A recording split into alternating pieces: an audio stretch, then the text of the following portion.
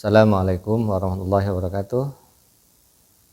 Kita bahas sekarang tentang kisi-kisi ujian madrasah kita, yakni mata pelajaran sejarah kebudayaan Islam. Semoga hal ini bisa menguatkan pemahaman kalian dan juga persiapan ya untuk suksesnya di ujian madrasah SKI tahun ini. Semoga sehat-sehat semuanya. Tetap semangat dalam belajar sejarah supaya kita bisa cerdas belajar dari sejarah.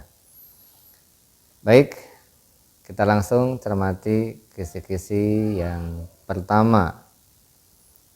Pertama, meneladani karakter Nabi Muhammad sesuai dengan rahmatan lil alamin. Kita tahu bahwa Nabi Muhammad SAW kesuksesan dakwahnya didukung oleh dua faktor besar, yaitu faktor internal dan faktor eksternal. Berarti ini lebih mengarah kepada karakter, berarti faktor internal Nabi Muhammad SAW. Beliau adalah seorang yang pemaaf, beliau adalah seorang yang gigih, sabar ya. Kemudian beliau adalah orang yang cerdas ya. Kita tahu sifat wajib seorang Nabi dan Rasul, sidik, amanah, tabligh, fatonah. Berarti kita kalau meneladani bahasanya berarti orientasi kepada soal yang bentuknya bisa berbentuk ke dalam aplikasi atau penerapan. Bagaimana penerapan dalam kehidupan sehari-hari. Itu yang penting dan itu soal yang saya pikir bisa menginspirasi untuk praktik di dalam kehidupan sehari-hari sesuai dengan misi Islam rahmatan lil alamin. Kemudian yang kedua, menganalisa bentuk perilaku rahmatan lil alamin dalam kehidupan siswa. Ini juga sama, berarti kita harus jeli untuk melihat bagaimana perilaku-perilaku yang menggambarkan rahmatan lil alamin.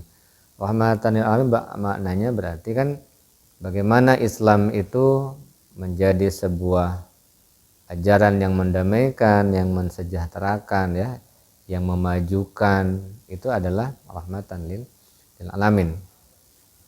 Kemudian yang ketiga, menganalisa strategi dakwah Mekah dan dakwah Madinah. Yang namanya menganalisa, kita sudah harus paham akar dari fakta sejarahnya. Berarti misalnya di Makkah itu strategi Nabi Muhammad itu di Makkah seperti apa strateginya ya. Misalnya di Makkah itu strategi atau pola dakwahnya sirriyah. Kemudian ada jahriyahnya. Kalau kita petakan lagi ada perjanjian Aqabah 1, ada perjanjian Aqabah kedua. Kemudian ada menyusun strategi dari rumah Arqam bin Abil Arqam. Itu semuanya adalah fakta-fakta sejarah ketika Nabi Muhammad berdakwah di Makkah. Kalau Madinah tidak ada sirriyah, sudah ke jahriyah. Sejak membangun masjid, kemudian mempersaudarakan Ansar dan Muhajirin, kemudian menata kegiatan ekonomi di Madinah, kemudian membentuk sebuah perjanjian yang menyatukan kaum muslimin dan orang-orang Madinah atau dikenal dengan Piagam Madinah. Nah, itu yang dianalisa.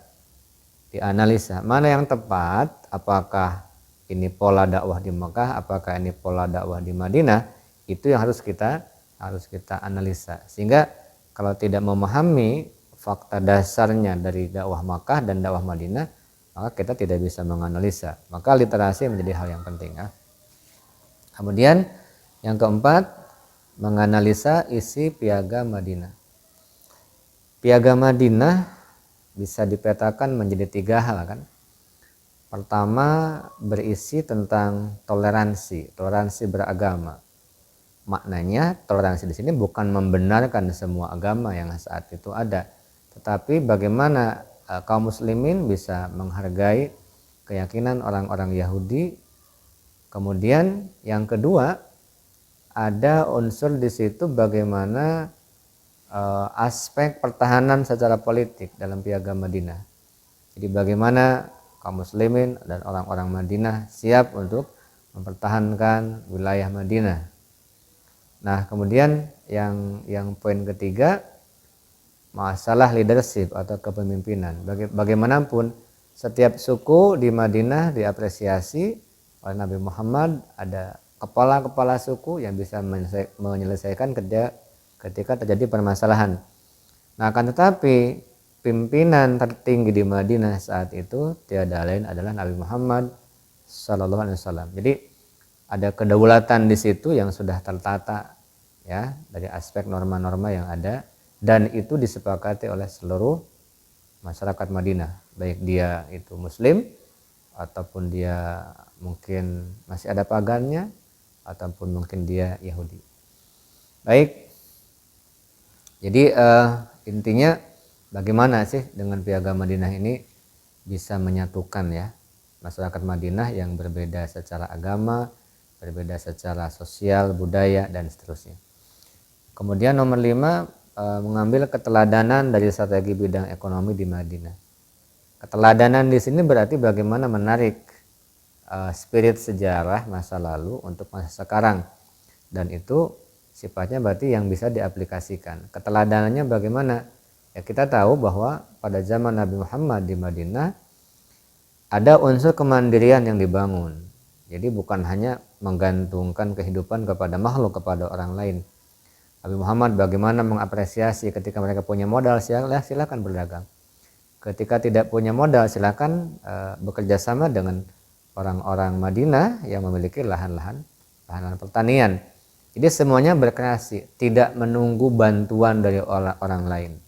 Nah, mungkin dalam konteks sekarang ini ya yang dibangun adalah kemandirian ekonomi, tidak menunggu bantuan dari pemerintah, menunggu bantuan dari orang lain, tapi bagaimana kita bisa bersikap mandiri, berkreasi sehingga ekonomi tetap tegak dan berdiri, terutama ekonomi Islam. Nah, kemudian nomor 6, menganalisa prestasi Umar bin Khattab yang berlaku di zaman sekarang. Prestasi Umar bin Khattab. Prestasi Umar bin Khattab itu banyak ya. Yang paling menonjol Futuhat al-Islamiyah, bagaimana perluasan wilayah. Kemudian dalam aspek penataan waktu-waktu dalam ibadah ditetapkan kalender yang namanya kalender Hijriah.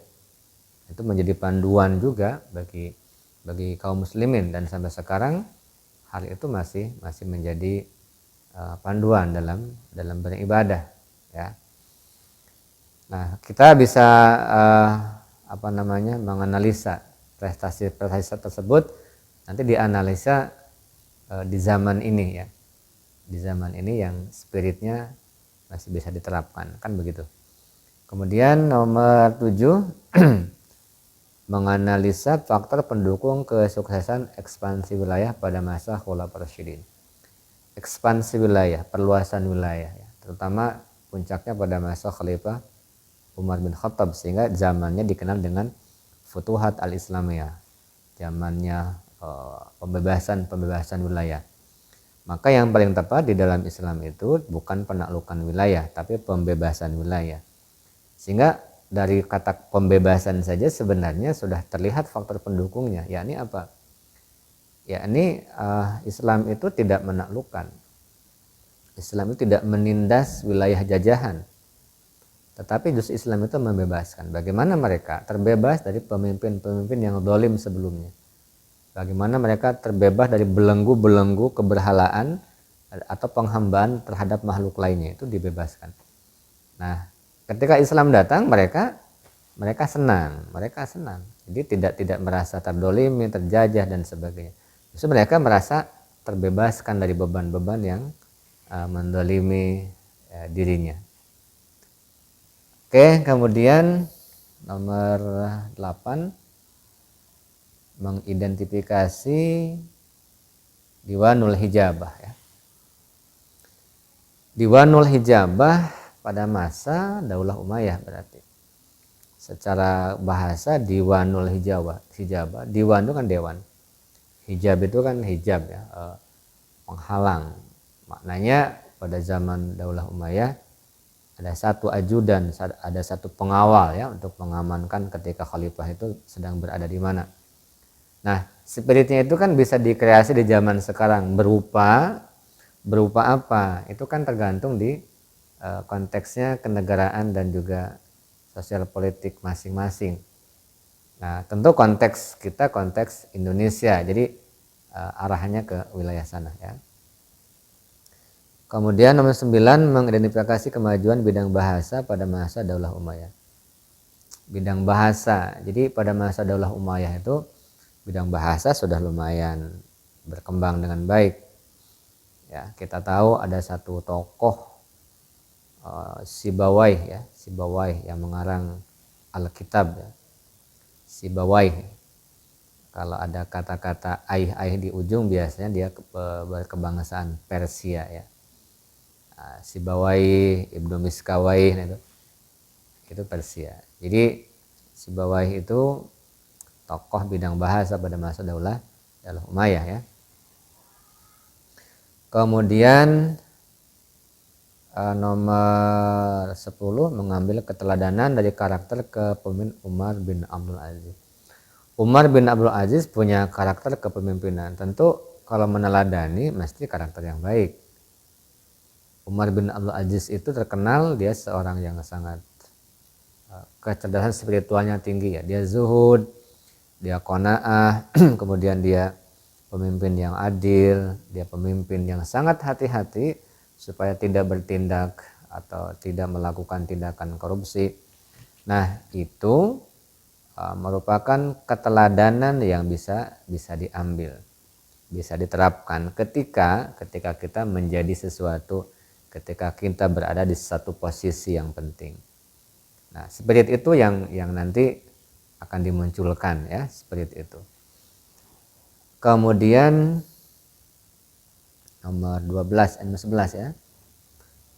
Kondisi pemerintahan pada masa Umar bin Abdul Aziz. Jadi kondisi yang sangat dominan seperti apa ya.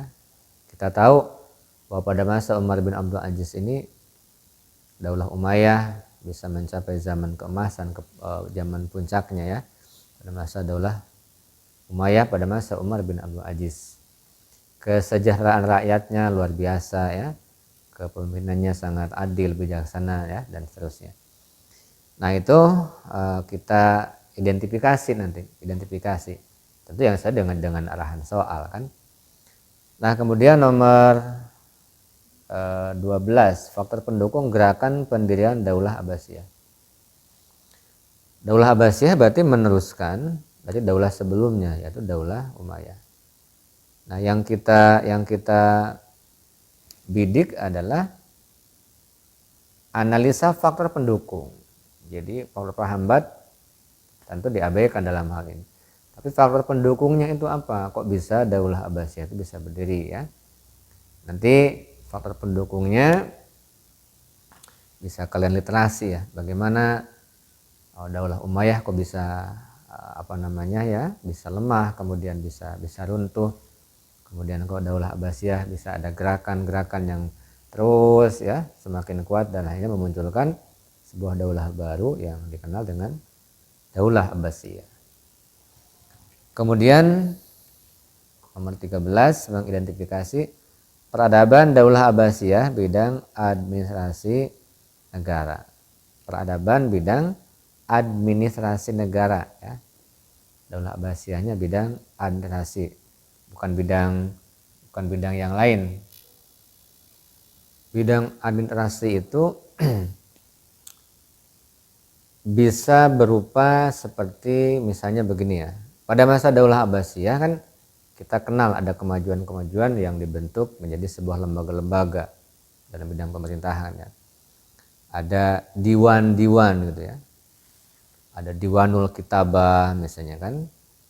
Nah, hal itu yang perlu dimunculkan spiritnya untuk zaman sekarang itu seperti apa. Nah, itu yang difokus ketika mengidentifikasi peradaban Daulah Abbasiyah di bidang administrasi negara. Jadi bukan hanya menyebutkan dari aspek istilah dan seterusnya, tapi ya kita harus paham bahwa kalau seperti itu di zaman sekarang seperti apa yang diambil dari spirit sejarah pada masa Daulah Abbasiyah yang konteksnya bidang administrasi negara ya. Kemudian nomor 14 menganalisa peran Al-Khwarizmi. Peran Al-Khwarizmi. Ya. Nanti kalau kita mengenal Al-Khwarizmi itu perannya jangan cuma kesimpulan, misalnya dia ahli astronomi dan juga matematika. Itu sebuah simpulannya. Tapi detail dari itu seperti apa ya? Itu yang bisa kalian literasi untuk bisa menjawab soal seperti itu ya. Kemudian nomor 15 mengidentifikasi peran Ibnu Sina bidang kedokteran. Peran Ibnu Sina berarti lagi-lagi sebab yang namanya sejarah itu bukan masa lalu untuk masa lalu, tapi kemajuan masa lalu untuk masa sekarang. Minimal dalam hal ini kita paham ya, seperti Ibnu Sina itu sekarang seperti apa, di dunia medis itu seperti apa. Nah, ini literasinya silahkan ya. Kemudian 16 mengambil keteladanan dari dinamika berpikir Imam Syafi'i. Nah, dinamika berpikir itu seperti apa? Imam Syafi'i kan punya dua pendapat. Yang terkenal yang pertama qaul qadim ya, pendapat-pendapatnya yang lama. Yang kedua qaul jadid, pendapat baru dari Imam Syafi'i. Karena ini sejarah, pertanyaannya bukan mengarah kepada bagaimana pendapat Imam Syafi'i dalam qaul qadim, misalnya dalam puasa atau fidyah, bukan, itu masalah fikih, bukan masalah sejarah. Tapi sejarahnya itu bagaimana keteladanan dari Imam Syafi'i di zaman sekarang tentang dinamika berpikirnya, kan begitu. Bukan poin-poin fikihnya, sebab kita bukan fikih, tapi sejarah kebudayaan Islam. Kemudian 17 mengidentifikasi perkembangan ilmu tafsir masa Abbasiyah. Perkembangan ilmu tafsir pada masa Abbasiyah. Yang kita sudah pelajari anak-anak bahwa pada masa Abbasiyah itu kan minimal kalau dikelompokkan ada dua mazhab mufassir ya, mazhab tafsir. Pertama tafsir bil ma'thur, yang kedua tafsir bil ra'yi. Bil ma'thur berarti tafsir yang menggunakan asar-asar para sahabat atau pendapat-pendapat atau qaul-qaul para sahabat dan juga hadis-hadis Nabi Muhammad SAW sebagai alat untuk menafsirkan ayat Al-Quran. Kemudian yang kedua ada tafsir bil ra'yi, artinya tafsir yang orientasinya lebih dominannya akal, lebih dominannya sebuah rasio. Nah, kita arahnya harus bisa memahami mana yang bil ma'thur, mana yang bil ra'yi. Kalau bil ma'thur seperti apa metodenya, tokohnya siapa saja. Kalau bil ra'yi itu seperti apa metodenya, tokohnya siapa saja ya. Kemudian nomor 18 bentuk pemerintahan Daulah Ayyubiyah. Bentuk pemerintahan sebenarnya dari Daulah Umayyah, Daulah Abbasiyah, Daulah Ayyubiyah itu kan bisa dikatakan ya monarki lah ya, monarki. Artinya kekuasaan itu turun temurun. Cuma bedanya Daulah Umayyah, Daulah Abbasiyah, seorang khalifahnya, seorang pemimpin umat Islam mengistilahkannya dengan seorang khalifah. Ketika pada masa Daulah Ayyubiyah tidak dikatakan sebagai khalifah, tidak disebut sebagai khalifah Salahuddin, tidak, tapi sultan. Jadi sultan. Kenapa? Karena mereka masih menghargai, mengakui kekuasaan Daulah Abbasiyah yang masih berdiri saat itu. Nah, nanti bentuk pemerintahnya seperti apa ya, yang menjadi ciri khas pada masa Daulah Ayyubiyah. Paling tidak kita bisa membedakan ketika pada masa Umayyah dan pada masa Abbasiyah itu sentralistik ya, sentral begitu. Tetapi kalau pada masa ini salah satu indikator saja. Pada masa Daulah Ayyubiyah itu kan sudah seperti konfederasi, federal atau federasi gitu kan. Jadi masing-masing wilayah terbagi-bagi, kemudian masing-masing memiliki penguasanya sendiri-sendiri ya. Nah, kemudian selanjutnya nomor 19 ya, mengambil keteladanan dari kemajuan pendidikan Daulah Ayyubiyah. Keteladanan ini lagi-lagi bagaimana kalau keteladanan itu bagaimana spirit pada masa Daulah Ayyubiyah di bidang pendidikan kemudian diterapkan di zaman sekarang ya. Kita tahu pada masa Ayyubiyah bagaimana kurikulum yang dibangun ya, kurikulum bermazhab Syafi'i. Bagaimana konsentrasinya para sultan terhadap pendidikan madrasah-madrasah sehingga bisa memajukan pendidikan pada masa Daulah Ayyubiyah. Nah, spirit itu bisa nggak di zaman sekarang dijadikan sebagai dasar untuk kemajuan pendidikan, tapi masa sekarang dengan konteks kekinian. Nah, itu yang harus kita pahami. Kemudian 20 meneladani semangat juang para sultan Ayyubiyah. Semangat juang ya. Para sultan yang terkenal, satu Salahuddin, yang kedua Al-Adil, yang ketiga Al-Kamil. Masing-masing punya karakter sendiri-sendiri. Salahuddin itu semangat juang tentu dalam menyatukan kaum muslimin ya. Untuk apa? Untuk menghadapi pasukan Salim. Jadi persatuan itu sangat penting. Sehingga kenapa dari hal itu sehingga nantinya Baitul Maqdis bisa dibebaskan oleh kaum muslimin. Oke ya. Sedangkan misalnya seperti Al-Kamil itu punya semangat juangnya lebih cenderung kepada toleransi ya. Jadi perdamaian yang ditonjolkan. Sehingga Baitul Maqdis dikembalikan lagi kepada pasukan Salim. Supaya apa? Supaya ada kedamaian yang dibangun saat itu. Jadi masing-masing punya sifat dan karakter tersendiri ya. Tapi yang intinya bagaimana semangat juang itu tetap ada. Nah, semangat juang itu konteks kekiniannya seperti apa gitu? Konteks kekinian seperti apa? Tentu kan bukan berperangnya, tetapi bagaimana karakter dari mereka yang bisa diterapkan di zaman sekarang. Kemudian nomor berikutnya 21 ya, meneladani peradaban Ayyubiyah di bidang bahasa. Peradaban Ayyubiyah bidang bahasa. Ini bahasanya atau fokusnya adalah meneladani. Kalau meneladani berarti bukan ditanyakan siapa ahli bahasanya, apa karyanya, tapi keteladanannya bagaimana. Ketika konteks kekiniannya bahasa ingin maju, ya siapa yang harus kita teladani ya. Nah, tentu bicara masalah meneladani harus tahu dasar fakta sejarahnya, artinya harus tahu orangnya, tahu karyanya dan seterusnya. Jadi ini sudah levelnya sudah lebih tinggi daripada hanya sekedar menyebutkan ya. Kemudian nomor 22 meneladani peradaban Ayyubiyah bidang sastra ya, bidang sastra. Ini juga keteladanan yang dibangun. Jadi bukan hanya menyebutkan, tetapi kita harus paham siapa ahli sastra pada masa Daulah Ayyubiyah. Kemudian jenis sastranya seperti apa? Nah, dari karya-karya yang dimunculkan dalam sastra tersebut, apa yang bisa kita teladani? Kita tahu misalnya ada satu karya Qasidah Burdah.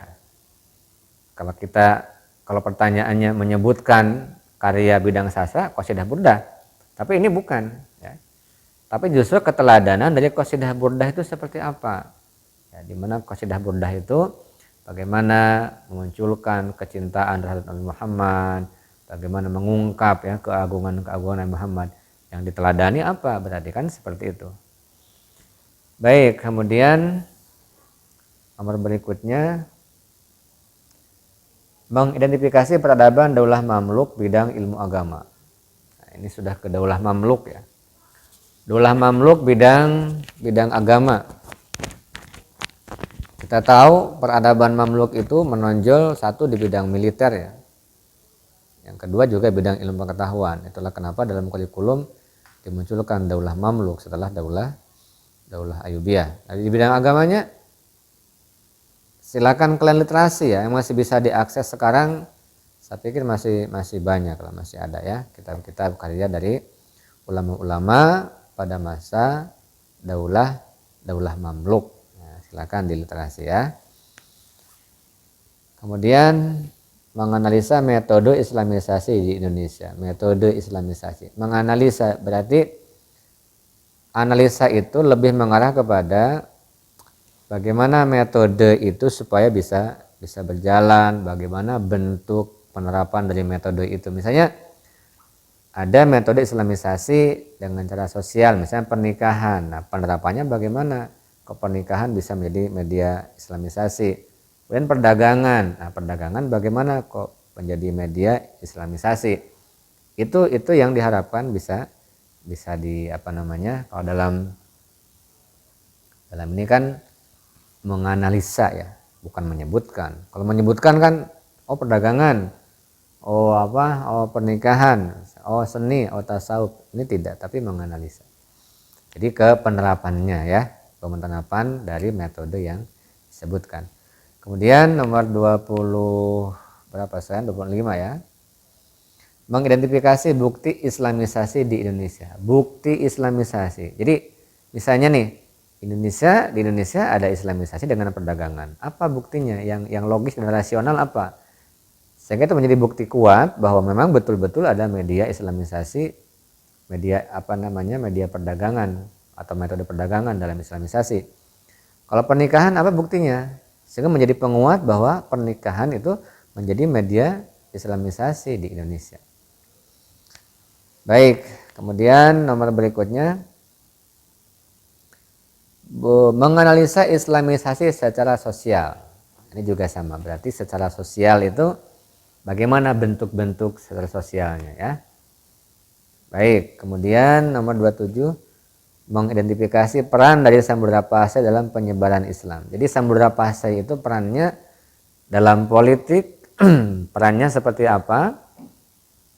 Dalam ekonomi perannya seperti apa? Nah, soal yang ditanyakan dalam soal perannya dalam penyebaran agama Islam. Berarti konteksnya yang ada konteks penyebaran agama Islam. Ya, bukan ke bidang ekonomi dan juga bukan bidang ke politiknya, tapi khusus yang ada kaitan dengan penyebaran agama Islam, gitu ya. 28, mengidentifikasi biografi dan peran kerajaan Islam. Biografi dan peran kerajaan Islam.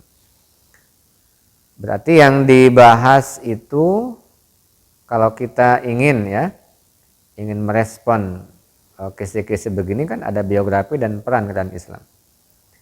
Kita harus mampu membaca, mencermati biografi masing-masing dari sultan ya di kerajaan Islam itu.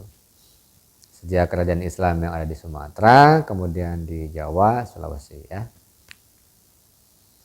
29, menganalisa sejarah pendirian kerajaan Mataram. Sejarah pendirian kerajaan Mataram. Jadi poin-poin penting yang menjadikan Mataram berdiri itu apa, gitu kan?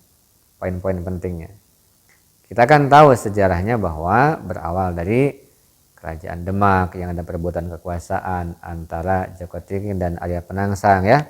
Kemudian Joko Tingkir dibantu oleh Ki Ageng Pemanahan, sehingga Ki Ageng Pemanahan diberilah hadiah, gitu kan? Nah, dari hadiah tersebutlah akan menjadi cikal bakal. Ya. Hadiah apa? Hadiah berupa tanah perdikan yang menjadi cikal bakal pendirian kerajaan atau Kesultanan Mataram. Nah, nanti kalian cari poin-poin berikutnya yang mendukung pendirian itu, sehingga betul-betul menjadi sebuah kerajaan latar belakang kerajaan Mataram ya. Nah, kemudian yang ke-30, mengidentifikasi faktor pendukung eksistensi pesantren. Artinya pesantren itu eksis, bisa berdiri sampai saat ini mesti ada kekhasannya. Kekhasannya itulah yang menjadi faktor pendukung eksistensinya.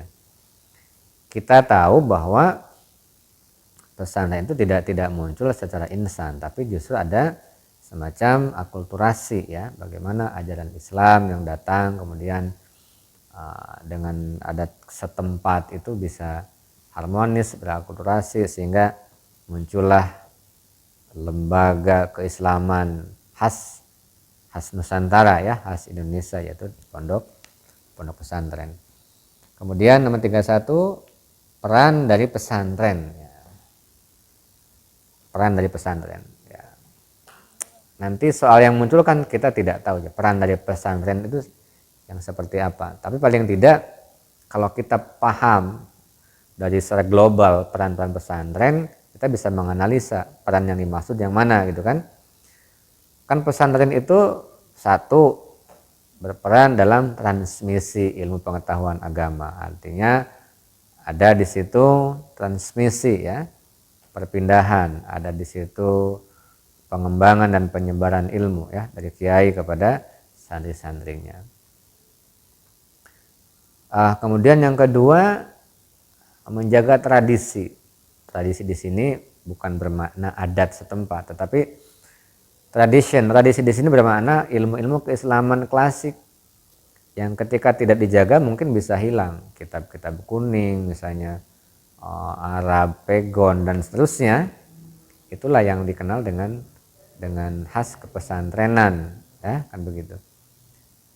Nah, dari peran-peran itulah maka kita kalau di sini yang difokusnya adalah menganalisa, berarti harus bisa menjabarkan transmisi seperti apa, kemudian menjaga tradisi seperti apa, harus terjabarkan. Itulah yang namanya analisa. Jadi silakan kalian fokus bagaimana penjabarannya, banyak literasi ya, silakan untuk membaca buku-buku dan juga sumber-sumber otoritatif yang ada. 32. Menganalisa faktor pendukung kearifan lokal yang bernilai Islam. Faktor pendukung kearifan lokal. Kearifan lokal itu apa sih? Sebenarnya adat setempat, namanya juga lokal ya. Tapi yang ada nilai Islamnya. Sebab tidak semua adat setempat bernilai Islam. Tapi ada adat setempat, dia merupakan adat, tapi kok ada nilai Islamnya. Berarti ada faktor pendukungnya tuh. Nah, apa yang bisa mendukung hal itu? Nah, itu yang kalian fokus di dalam soal tersebut ya. Kemudian menganalisa, ini nomor 33, menganalisa nilai agama dalam sekaten. Nilai agama dalam sekaten. Yang namanya menganalisa lagi-lagi kalian bisa menjabarkan ya secara detail. Tapi sekaten itu ada nilai ekonominya. Nah, misalnya di situ ada yang jual, ada yang membeli, nilai ekonomi. Di situ ada nilai pendidikannya apa? Ya bagaimana generasi-generasi muda bisa melihat, oh gamelan itu, oh sejarah pesantren itu ini, gitu kan? Nah, tapi ada nilai agama juga. Nah nilai agamanya seperti apa yang ada dalam sekaten tersebut? Nah, itu yang difokus ya. Kemudian mengidentifikasi kearifan lokal menyambut Ramadan. Ramadan disambut kearifan lokal kan macam-macam ya. Soal yang akan muncul kita tidak paham nanti daerah mana yang dimunculkan ya. Tapi paling tidak ketika kita tahu tentang kearifan lokal itu yang menyambut Ramadan, ya bisa misalnya ya ada padusan, ada mandi Balimau, ada Balimau Kasai ya, dan seterusnya.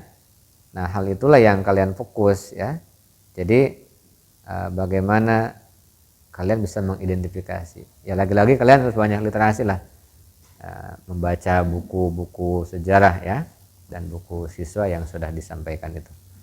Kemudian 35 menganalisa dakwah kultural wali songo. Dakwah kultural berarti dakwah yang mengkreasi kearifan lokal juga, bukan dakwah yang radikal, bukan dakwah yang keras ya. Nah, detailnya seperti apa? Itu perlu logika dan analisa dalam menjawab soal. 36 peran dan ajaran Sunan Ampel. Sunan Ampel ya. Jadi mengidentifikasi peran dan ajaran Sunan Ampel. Tentu bukan sekadar menyebutkan. Kalau sekadar menyebutkan kan kita tahu, oh ada moh limau gitu ya. Misalnya moh madat, moh maling, moh madon, moh main ya. Moh minum ya atau moh ngombe. Itu kalau menyebutkan. Nah, sekarang soal ini fokusnya identifikasinya. Berarti bisa jadi bagaimana kondisi sekarang yang ada spirit dari ajaran atau peran Sunan Ampel ya. 37 keteladanan dari peran Muhammad Arsyad Al-Banjari. Ambil keteladanan dari perannya. Kalau masa lalu yang kita fokus, tentu Muhammad Arsyad Al-Banjari adalah tokoh yang sangat gigih dalam bidang ilmu pengetahuan. Kemudian dia juga membentuk sebuah kampung dalam pagar. Kemudian dia berani untuk membetulkan al-akibat di sebuah tempat yang dia lewati. Nah, itu bagaimana keteladanan dari hal itu yang bisa diterapkan di zaman ini. Itu konteks kekinian dan konteks siswa. 8. Mengidentifikasi peran Abdul Rauf Singkel, ya. Peran Abdul Rauf Singkel, perannya banyak. Nanti bisa teridentifikasi yang mana, ya. Sejak perannya misalnya dari mufti, kemudian pengembang tarekat Syattariyah. Hal itulah yang kalian nanti identifikasi, ya. Peran-peran itu yang cocok dengan yang ditanyakan dalam soal. Yang jelas materi peran secara umum, secara global, poin-poin pentingnya harus kalian kuasai dulu, ya. Silakan dibaca literasi, ya. Kemudian 39, keteladanan dari biografi Kiai Haji Hashim Asy'ari. Keteladanan, kalau keteladanan bukan menyebutkan Kiai Haji Hashim Asy'ari mendirikan organisasi apa, bukan. Tapi keteladanannya. Jadi bisa mendirikan organisasi, bisa mengembangkan pesantren. Nah, keteladanan bagi kita di zaman sekarang seperti apa. Dan yang terakhir, keteladanan dari biografi Kiai Haji Ahmad Dahlan. Tentu juga bukan menyebutkan organisasi apa yang dibuat, yang dibentuk, didirikan, bukan. Tapi keteladanan dari biografi, tentu biografi keilmuan yang bisa diteladani dan diterapkan konteksnya kekinian. Makanya itulah yang namanya sejarah itu, kita bukan belajar masa lalu untuk masa lalu, tapi spirit masa lalu yang baik dikreasi untuk peradaban masa sekarang yang lebih baik lagi. Seperti itu, mudah-mudahan manfaat, ya. Semoga sukses. Assalamualaikum warahmatullahi wabarakatuh.